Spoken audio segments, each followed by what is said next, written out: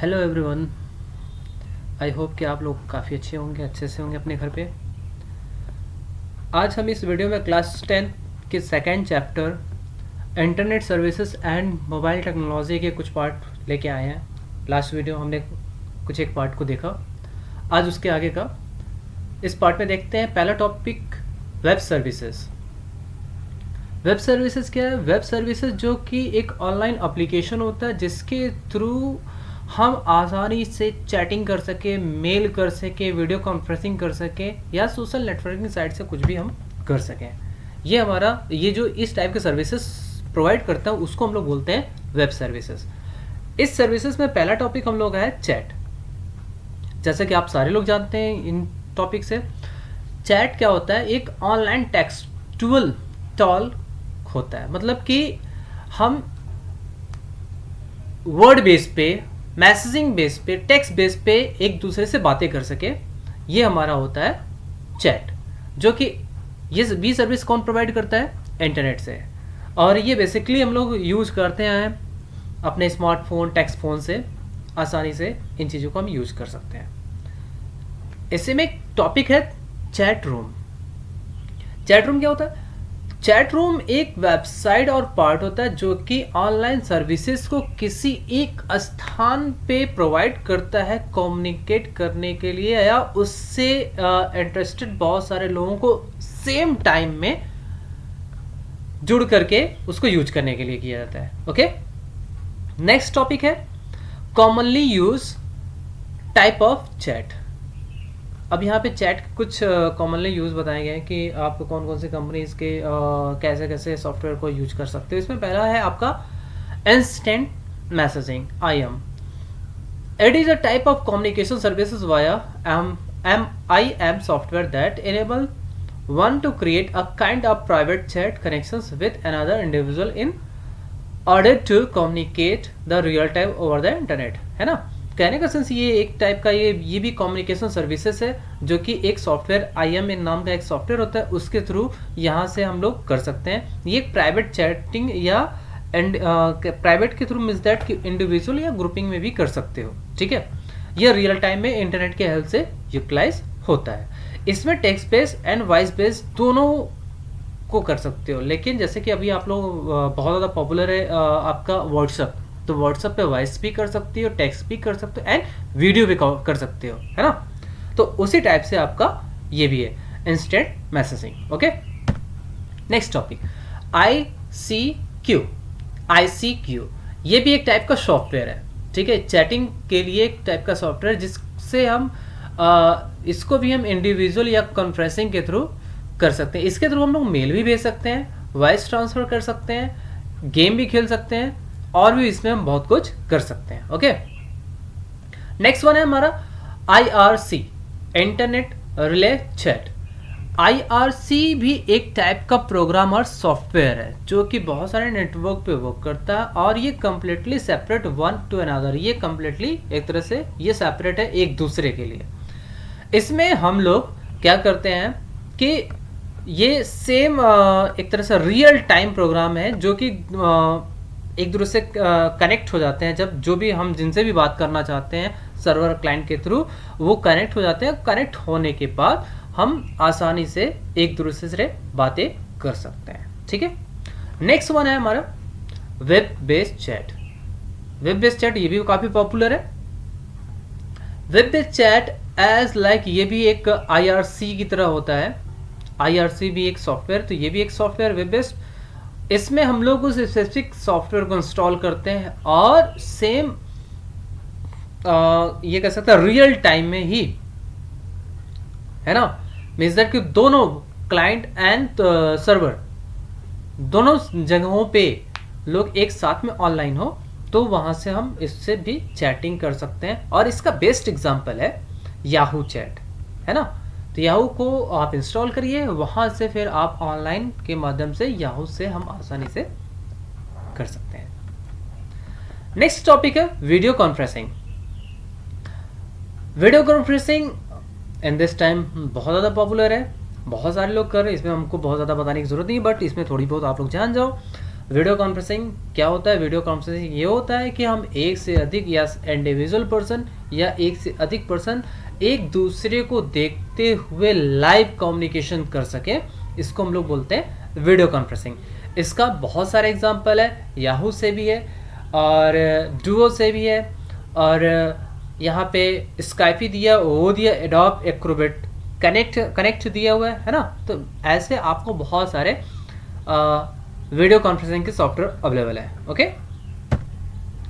अब ये जो आपकी सर्विसेज हैं वीडियो कॉन्फ्रेंसिंग के, ये कहाँ पे ये एप्लीकेशन कहाँ पे वर्क करते हैं, किस किस एरिया में हम इनका यूज कर सकते हैं। अब यहाँ पे देखिए कुछ दिया हुआ है। बिजनेस में distance learning in this time, आप लोग देख रहे हो कि लॉकडाउन चला हुआ है, ठीक है। तो हम ये भी कह सकते हैं कि आप लोग अपने घर पे हो, सारे टीचर्स अपने घर पे, लेकिन वहाँ से आपको ऑनलाइन बहुत सारे लोगों को क्लासेस दी जा रही हैं, है ना। तो यहाँ पे भी हो टेलीकम्युनिकेशन, जैसे कि हम लोग बातें करने में लगे रहते हैं, है ना। लीगल इन्वायरमेंट मीन्स दैट कि बिजनेस पर्पस से, है ना, एक दूसरे से इंडिविजुअल बातें कर रहे हैं, वो वहाँ पे है या नहीं है, इन चीज़ों को भी हम वहाँ से देख सकते हैं। टेलीमेडिसिन, ये भी एक टाइप का ये कह सकते हैं कि फिजिकली तौर पे ये हॉस्पिटल में यूज़ होता है। मेडिसिन यहाँ पे वर्ड यूज़ हुआ है, तो जैसे कि आप लोग देखते हैं कि बहुत सारे ऑपरेशन हॉस्पिटल में होते हैं जो कि ऐसे क्रिटिकल कंडीशन हो जाती है कि वहाँ पे डॉक्टर अवेलेबल नहीं हो पाते उस टाइप के, तो वो बहुत दूसरी जगह से वो डॉक्टर वहाँ से वीडियो लाइव होकर के उन चीज़ों को सपोर्ट करते हैं, ठीक है। और नेक्स्ट वन है मीडिया। तो मीडिया हम लोग जानते ही हैं, बहुत सारे न्यूज़ चैनल एंड ये जितने भी सारे इन्फॉर्मेशन हमारे आते हैं वो भी हमारा क्या है, वीडियो कॉन्फ्रेंसिंग है, ठीक है। अगला टॉपिक हमारा advantage and disadvantage of video conferencing. So अब इनका भी एडवांटेज और डिसएडवांटेज है, दोनों पे है। चलिए हम लोग पहले बात करते हैं एडवांटेज में। एडवांटेज में पहला save travel cost and travel time, ठीक है, आने जाने का हमारा समय बचता है। ओके, नेक्स्ट वन है allow connective meeting with people at different location across the globe, ठीक है। तो इनसे हमारा ये भी बेनिफिट है कि अगर हमारे ब्रांचेस बहुत सारी जगह पे हैं, बहुत मल्टीपल प्लेसेस पे हैं, तो हम एक साथ में आसानी से अपने अपने प्लेसेस पे रह करके मीटिंग भी कर सकते हैं, है ना। Next one, video conferencing is excellent way keeping in touch with friend and family, है ना। सो आज का लाइफ इतना ज़्यादा बिजी हो चुका है कि कोई एक दूसरे के पास समय नहीं दे पाता। तो इस कंडीशन में ये जो टूल है हमारे पास, सॉफ्टवेयर है, ये जो सर्विसेज है, इनका बहुत बड़ा यूज़ है कि हम अपने प्लेस से अपने फ्रेंड फैमिली रिलेशंस कहीं से भी गेट टुगेदर हो सकते हैं, वो इन वर्ड कहीं पे भी हो। ओके, नेक्स्ट वन है डिसएडवांटेज। इनका बहुत सारा डिसएडवांटेज भी है। डिसएडवांटेज में इनका पहला है, ये देखिए, additional cost of video conferencing specific hardware and software. तो सबसे पहले हमको ऐसे पर्टिकुलर हार्डवेयर एंड सॉफ्टवेयर की ज़रूरत पड़ेगी, तो ये एक्स्ट्रा आपके पास बर्डन बन जाता है। उसके बाद आपके पास वेरी हाई स्पीड का डेटा होना चाहिए, तब आप आसानी से बातें कर सकते हो। फिर थर्ड में, अगर कहीं हार्डवेयर डिवाइस, जाहिर सी बात है सारे हार्डवेयर डिवाइस इलेक्ट्रॉनिक डिवाइस होते हैं और इलेक्ट्रॉनिक डिवाइस को कभी भी कुछ भी हो सकता है, इसकी हम गारंटी नहीं ले सकते।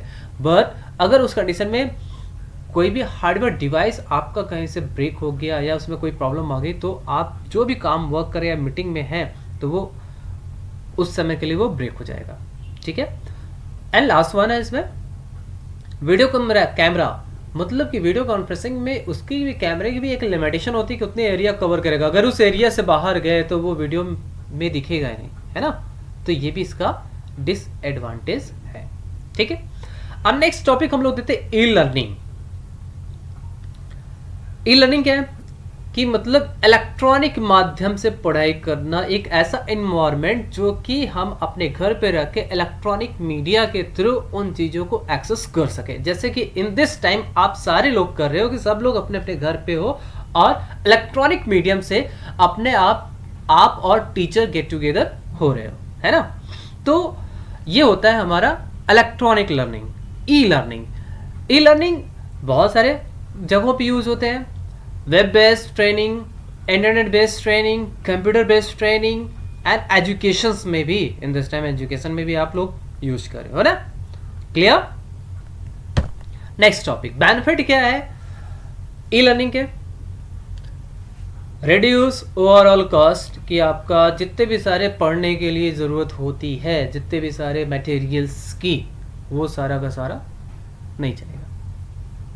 Next one, e learning self directed and self based, ठीक है? तो ई लर्निंग में मतलब क्या कि आप अपनी जगहों पे रह करके, सेम प्लेस पर रह करके आसानी से पढ़ाई कर सकते हैं, या उन चीज़ों को, उन टॉपिक को कंट्रोल कर सकते हैं, उनकी स्पीच को सुन सकते हैं, वो पूरा का पूरा या कोर्स कंप्लीट कर सकते हो। E learning in interactive hand on means that कि एक ऐसा variety of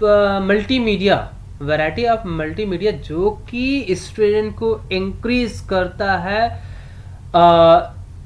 E learning experience, है ना? मतलब जो हमको जिन चीज़ों की ज़रूरत होती है, उन चीज़ों को सारा मटेरियल बहुत ही आसानी से और बहुत ही इंटरेक्टिव, एक तरह से अट्रैक्टिव भी हो सकता है, वो हमको मिल जाता है।